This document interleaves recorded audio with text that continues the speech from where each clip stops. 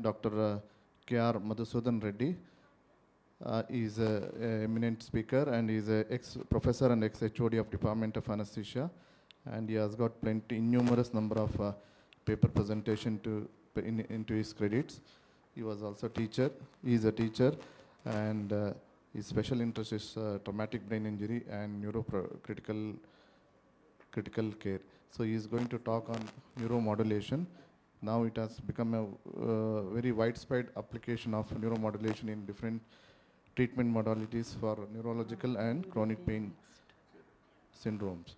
Over to you, sir.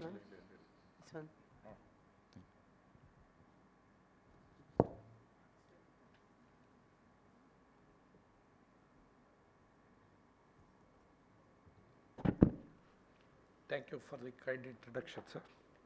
So I will be talking of the neuromodulation. 1 minute. I will be talking on the neuromodulation.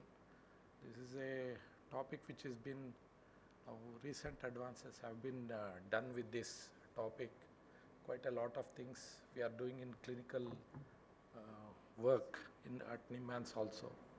Mainly the deep brain stimulation and thalamotomies and other things, which I will explain in the further slides. So neuromodulation is the ability to alter the character of the neurons using electrical stimulation or the chemical release in the brain. So there are commonly two types of neuromodulation or the stimulation we use. One is the electrical and another is the chemical. So electrical neuromodulation, it involves the implantation of devices delivering electric currents to the specific areas of the brain. Example, deep brain stimulation. The second one is the chemical neuromodulation, which uses the drugs to alter the neural activity, like the antidepressants, which increases the serotonin levels and dopamine, some of these drugs which can increase the dopamine levels in the brain, which act by neuromodulating. So there is a long history and timeline of neuromodulation. Initially, we used to use the electroconvulsive therapies in the 1960s for treating depression. The second was the invention or the transcranial direct current stimulation, where the current is connected and directly stimulating the brain. This is that the weak currents are used, not a very strong currents, and that increases the that improves the depression in the patients. The third one is this was in 1960s, and transcranial magnetic stimulation, which was done in 1990s, and deep brain stimulation people started doing it in 2005, and direct cortical stimulation, where the stimulators are placed on the dura mater and done. This was done in 2007, and the last one is the magnetic stimulation with 100 hertz magnetic stimulation, which produces magnetic fields, and that induces a small current which improves the depression levels. So we divide it into electrical stimulation, chemical neuromodulation, and optogenetics, where light sensitive proteins are used to control the neural activity. By introducing these proteins into specific neurons genetically, research can use light to activate or inhibit neural activity. The other way of dividing it is invasive neuromodulation and non-invasive neuromodulation. Deep brain stimulation is one of the important thing of invasive neuromodulation, where we have to put the electrodes into the brain and then stimulate those specific areas of the brain like subthalamic nucleus, and that can improve the Parkinsonism symptoms like tremor. The second one is the spinal cord stimulation for chronic pain, which have been used. These are all invasive procedures. Vagal nerve stimulation, which was used for treating epilepsy. Usually on the left side, the left vagus is stimulated. The sacral nerve stimulation, which is used for urinary and fecal incontinence, and also for the other purposes, chronic pelvic pain and other things.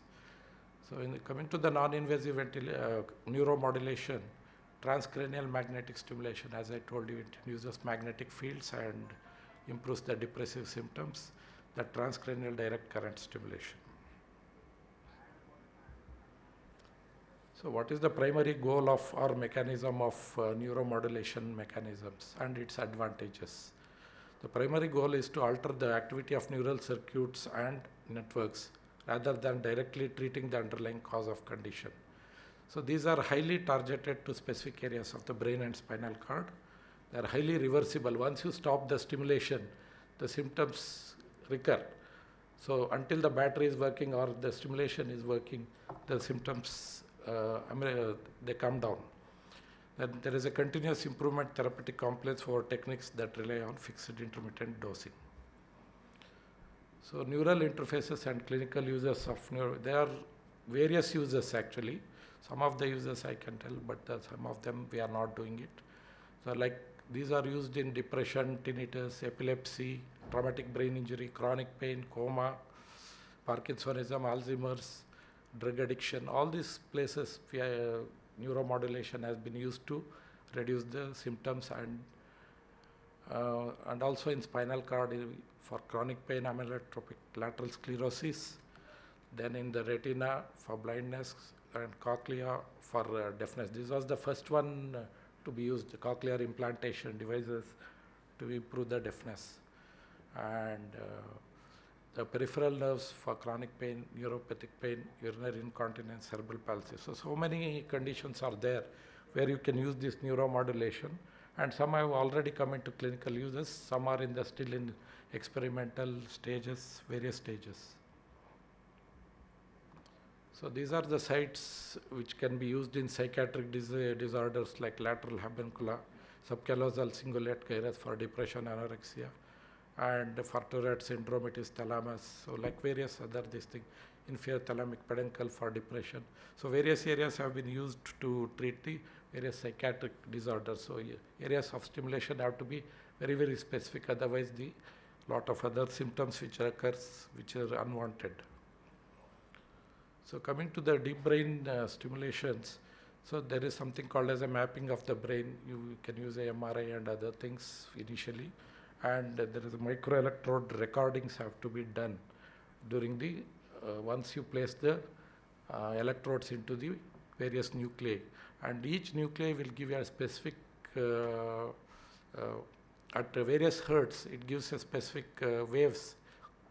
So a typical microelectrode recording will be like if you stimulate the globus pallidus interna, it is 20 millimeters in length. So this is the microelectrode recordings which I have shown. At various nuclei it differs actually. So because of this you can identify the nucleus in the brain. So deep brain stimulation is one of the things which we are quite commonly doing, at least 2 cases per week in demands. So importantly, we have 3 areas of stimulation. One is the subthalamic nucleus. The globus pallidus is used for dystonia purposes, subthalamic nucleus for the Parkinsonism, and ventral intermedial nucleus for essential tremors, which patients they will be having a very difficulty, which I'll show you. Initially, the person undergoes a MRI scanning.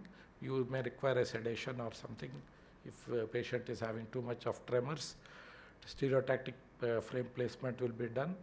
Then T1 and T2 weighted MR images are used for identifying the target nuclei. Neuronavigation is done at the operation theater. A burr hole is created on either side of the midline, and stillet is advanced to desired target under microelectrode recording guidance. Millimeter by millimeter they introduce these stereotactic these stillets, and then the clinical testing also is done along with the microelectrode recording. Clinical testing is done to see whether the tremor subsides or whatever symptoms, what if the patient has rigidity, that also has to be tested by the neurologist, and confirmation of the optimal lead placements. So this is done under, usually we do it under dexmedetomidine with fentanyl, dexmedetomidine infusion, but at the time of placement of the electrode, we stop the dexmedetomidine, and some if patients are too much movement and other things, Then we use a little amount of fentanyl. The second stage is the battery placement on the chest wall. Usually we place it on the left side of the chest wall, and which is connected to the leads. So, and these batteries are not activated immediately because of the edema and other things which occur around the placement of these leads. So this is our operation theater. Under SIAM guidance, we are using this DBS. We are doing the DBS and neuro navigation and other things. So we have done around 266 cases in Parkinsonism, 6 cases of obsessive compulsive disorders. This is done as a project actually. It's not completely therapeutic we are giving. So, and Tourette syndrome we have done around 10 cases, thalamotomy around 14 cases at NIMHANS. So this is the first, the placement is there. So stereotactic frame placement, the patient comes, then he is draped and he is undergoing 2 burr holes and microelectrode recordings, the third image, and the battery placement, which is done under general anesthesia, either intubating or LMA placements, we can do it. So this is one of the videos of,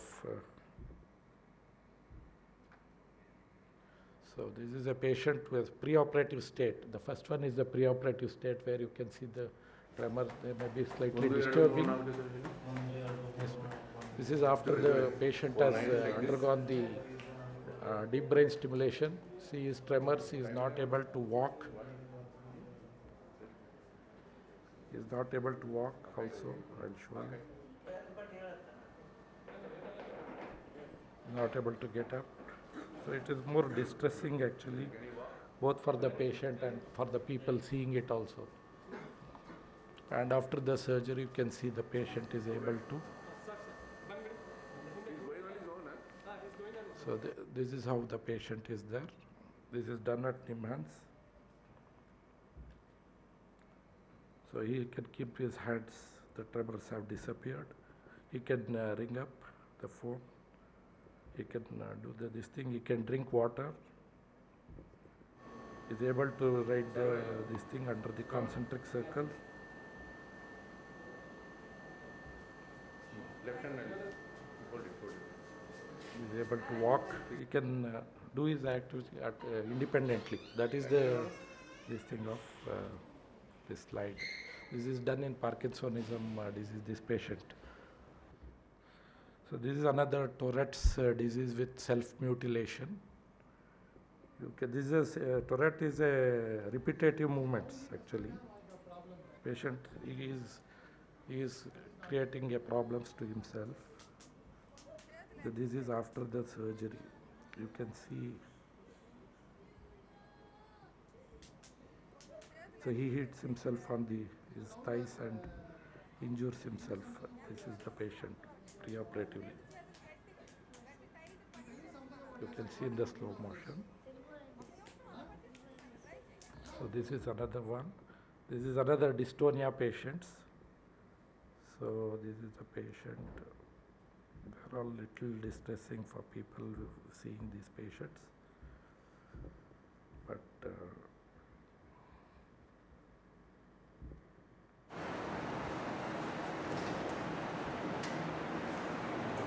so this is how the preoperatively the patient is.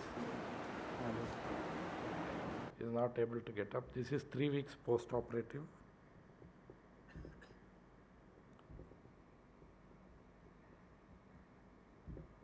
And this is after 3 months. So you can see the improvement of these patients after undergoing a deep brain stimulation. How he is able to walk and other things. So these are some of the side effects you can see, like for any other placements, you can have bleeding in the brain, stroke, infection and other things. And after DBS also you can have infection, headache, confusion, concentrating, etc. and hardware problems. And DBS stimulation also can cause side effects. One is numbness, tingling, lightheadedness, vision problems, unwanted mood changes, anger, depression, and these patients are also prone for suicidal tendencies. So this is another transcranial magnetic stimulation where magnetic fields are used to stimulate the superficial layers of the cortex, and that gives you the patient, there is an increase in the there is improvement in the depressive symptoms in these patients. So magnetic fields are created in these patients, and they also causes the release of neurotransmitters in the brain, especially serotonin, which may improve the symptoms, mood symptoms. So neurostimulation for epilepsy surgeries, vagal nerve stimulations. I have seen just one case of vagal nerve stimulation, which is done at the left side vagus, and these patients, they're relatively, they open the carotid sheath and go close to the vagus, and they stimulate the vagal nerve, which stops. It is important not to stimulate on the right side, which can cause cardiac blocks. And deep brain stimulation is also used for patients, and it reduces seizures by an average of 50%. Responsive neurostimulation, where there is a seizure is detected by the equipment which is placed in the brain, and it gives a shock. So that helps in reducing the this thing. Then transcutaneous electrical nerve stimulation. This is used for all pain, this thing. So Wall and Melzack as the persons who have done this pain gate theory. So there is an interneuron in the substantia gelatinosa which prevents the painful stimuli from reaching the brain, because the Pacinian corpuscles using a deep touch. The example I have shown, which goes through A beta fibers, and that causes the reduction in the pain. This is the principle of TENS. So we use conventional high frequency TENS, acupuncture like low frequency TENS for long lasting pain relief, for modulation TENS, burst TENS for pain relief and potential muscle relaxation, brief intense TENS for which helps in high bursts of high intensity electrical pulses. They release endorphins, and that's how they relieve the pain. So these are the various indications for pain, which Madam may talk to my next speaker. Physical therapy, chiropractic, peripheral ischemia, neuropathy, spinal cord stimulation, where the stimulator is placed in the epidural space, and that helps in reducing the pain. The battery is placed in the hip level, and that is stimulating continuously for failed back syndrome, surgery syndrome, and other painful procedures. And the neuromodulation, for summary and conclusion, electrical targeted medications for acute and chronic pain. Numerous self-administered therapies are there, like TENS and drug patches, vagal nerve stimulations for headaches, especially migraines, spinal cord stimulation and dorsal root ganglion for back pain and complex intrathecal drug delivery. We have done one case for baclofen for spasticity. Yeah, tibial nerves, I am finishing. Tibial nerve stimulation is used for treating the overactive bladder, especially in ladies. So it's around 60 to 70% improvement. Sacral nerve stimulation for fecal incontinence, urinary retention, urgency incontinence.